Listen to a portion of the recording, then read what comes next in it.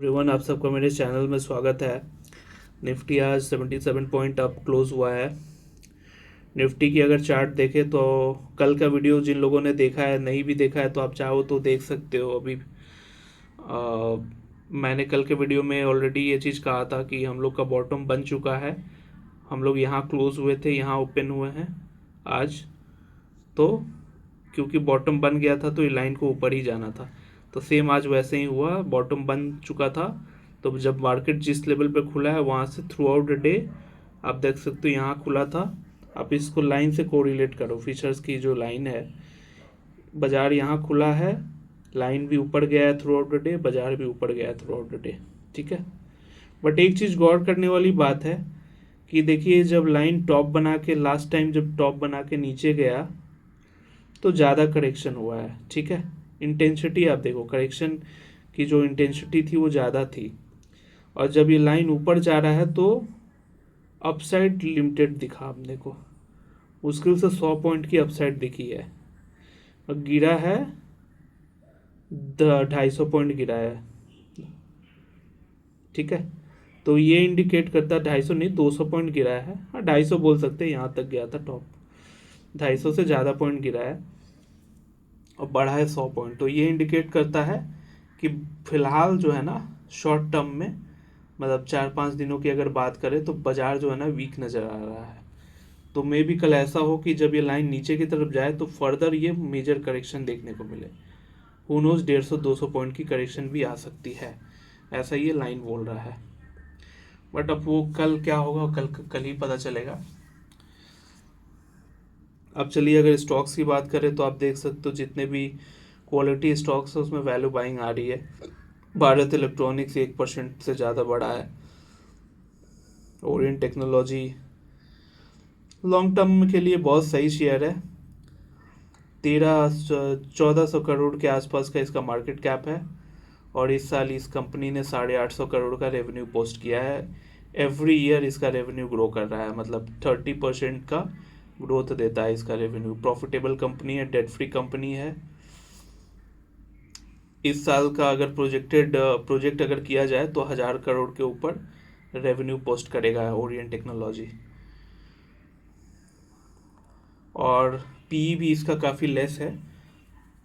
तो मुझे लगता है कि मतलब मनी मल्टीप्लाई करने का पोटेंशियल रखता है ये शेयर, अगर इसके डिफरेंट डिफरेंट पैरामीटर्स वगैरह को अच्छे से स्टडी किया जाए। और इसके पीयर्स ग्रुप की अगर बात करें तो पीयर्स ग्रुप जो है ना, मतलब जितना रेवेन्यू कमाता है उसका 10-10 गुना वैल्यूएशन पे ट्रेड कर रहा है। तो अगर ये 1000 करोड़ का रेवेन्यू कमा रहा है तो 10,000 करोड़ का इसका भी होना चाहिए मार्केट कैप। अगर पीयर से कंपेयर किया जाए तो 10 गुना, अभी अभी 1400 करोड़ है मार्केट कैप, तो 7-8 गुना रखने का, पैसा करने का ये पोटेंशियल रखता है। मैंने इसमें 5 लाख रुपए डाला है, हालांकि ऊंचे लेवल पे डाला था, 550 के लेवल पे डाला था, अभी 350 चल रहा है। बट मुझे पता है कि इसमें वैल्यू है इस शेयर्स में। मे बी आगे अगर कोई डिसेंट गेन मिले, आगे अगर और फंड अगर मुझे और इन्वेस्ट करना होगा तो मैं भी इसमें एक्सपोजर में और थोड़ा बढ़ा दूँ। क्योंकि अगर यहाँ से 7-8 गुना भी आपका पैसा करता है 2 साल के अंदर, 2 साल आप मैक्स टू मैक्स पकड़ के चलो, तो अच्छा खासा आपको गेन मिल जाएगा। और बीएससी देख लो, 1% अप है। सीडीएसएल तो आज फ्लैट ट्रेड कर रहा था, सीडीएसएल आज फ्लैट ट्रेड कर रहा था। एंड उसके अलावा जितने भी आप देख सकते हो, इरेडा है, ये भी फंडामेंटली स्ट्रॉन्ग शेयर है, ये भी 1% के आसपास अप हुआ। एंजल वन भी 1% के आसपास अप था। रेलवे स्टॉक्स में काफ़ी दिनों के बाद बाइंग देखने को मिला। आईआरएफसी 3% अप थी, आरवीएनएल 6.5% अप था, और इरकॉन इंटरनेशनल 13.5% अप था आज। हालांकि उसको तो मैंने ओपन वॉच लिस्ट में ऐड नहीं किया है, बट मैंने मनी कंट्रोल साइट में देखा। बाकी आप देख सकते हो आज 80% जो स्टॉक्स है मेरे वॉच लिस्ट के, सब आज ग्रीन पे क्लोज हुए हैं, क्योंकि इंडेक्स भी ग्रीन था। क्योंकि आज सीडीएसएल फ्लैट मूव किया है, कोई खास मोमेंटम हुआ नहीं CDSL में, और मैं 70% अपना पैसा पोर्टफोलियो का CDSL में ही सिर्फ डाल दिया हूँ। तो ये रीज़न था कि आज पोर्टफोलियो कुछ खास परफॉर्म नहीं किया, सिर्फ 8,259 रुपये बढ़ा है, 69 रुपये, 69-70, हाँ, 8,269 रुपये बढ़ा है। हालांकि ओवरऑल पोर्टफोलियो मेरा रिकवर हो चुका है, आप देख सकते हो, सिर्फ 40,000 रुपये डाउन है। ये कभी 9.5 लाख रुपए डाउन हुआ करता था। लास्ट अप्रैल मंथ में मैंने 3 लाख प्रॉफिट बुक भी किया है। वो अगर नहीं बुक किया होता तो अभी और 2.5 लाख गेन में रहता। तो लेट्स सी, आगे उम्मीद है कि और ज़्यादा गेन होगा, क्योंकि बुल रन में शेयर्स में जब मोमेंटम स्टार्ट होता है ना, तो आपका पोर्टफोलियो काफ़ी ऊपर भागता है। अभी तो बुल रन ठीक से स्टार्ट हुआ भी नहीं तो कि पोर्टफोलियो रिकवर हो गया। क्योंकि शेयर्स, देखिए देखिए, इंडेक्स लाल हो रहा है या ग्रीन हो रहा है, उससे मतलब नहीं है। पोर्टफोलियो, अगर आपने मेरा वीडियो कॉन्स्टेंटली 2 हफ्ते से देख रहे होंगे तो आप ये चीज़ नोटिस करना, पोर्टफोलियो डेली अप जाता है। इंडेक्स लाल हो या हरा हो, उससे मतलब नहीं है। शेयर्स में बाइंग देखने को मिल रहा है, तो इससे ये इंडिकेट करता है कि वैल्यू बाइंग स्टार्ट हो चुकी है, क्योंकि ऑलरेडी हम लोग मंदी का 9वां महीना अभी चल रहा है। और पास्ट 20 साल का डेटा उठा के देखोगे, चाहे कोरोना का मंदी हो, चाहे 2007-8 में जो मंदी आई थी वो हो, हमेशा बाजार जो है मुश्किल से 8 से 10 महीना, 1 साल ही करेक्शन फेज में रहता है।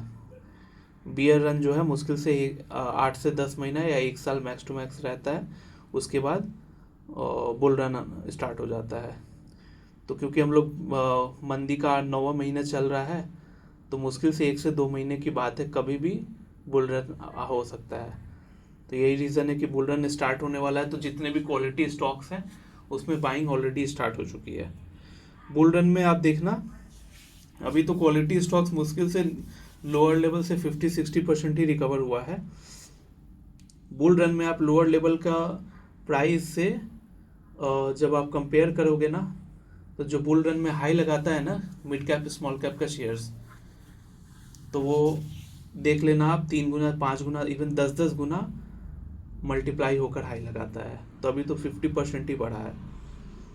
तो यही रीज़न है कि जो लोग नए हो वो लोग अभी आप घुस सकते हो बाज़ार में, जो लोग पुराने हो वो लोग अब अगर अब तक टिक गए तो अब छोड़ के मत भागना, अभी और वेट कर लो 1 साल, अच्छा खासा पैसा दे के जाएगा आपको। कोविड का ही मैं अगर आपको बात बताऊं, कोविड टाइम का कोई भी स्क्रिप्ट उठा के देख लो, शेयर्स आधा हो गया, 70-80-90% तक टूट गया।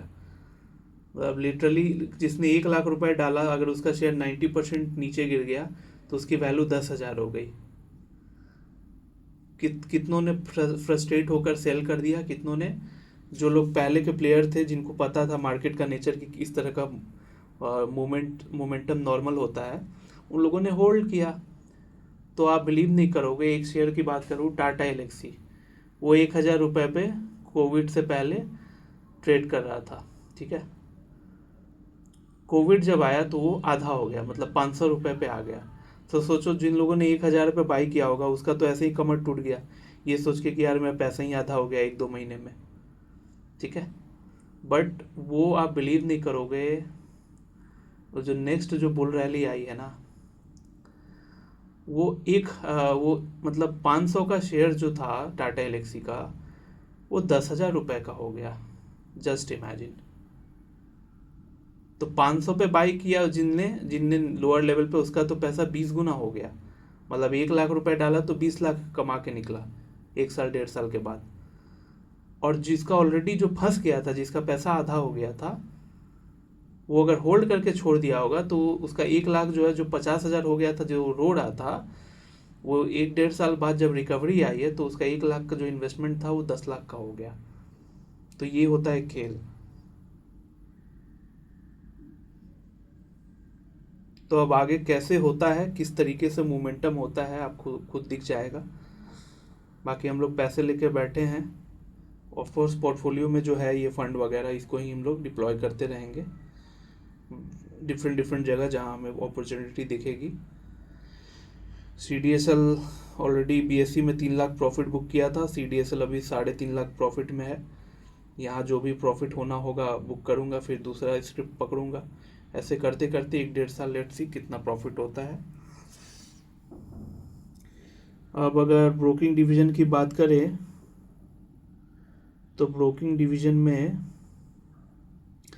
आज कैश में कोई टर्नओवर हुआ नहीं और ऑप्शंस में 132 ऑर्डर पंच हुए हैं।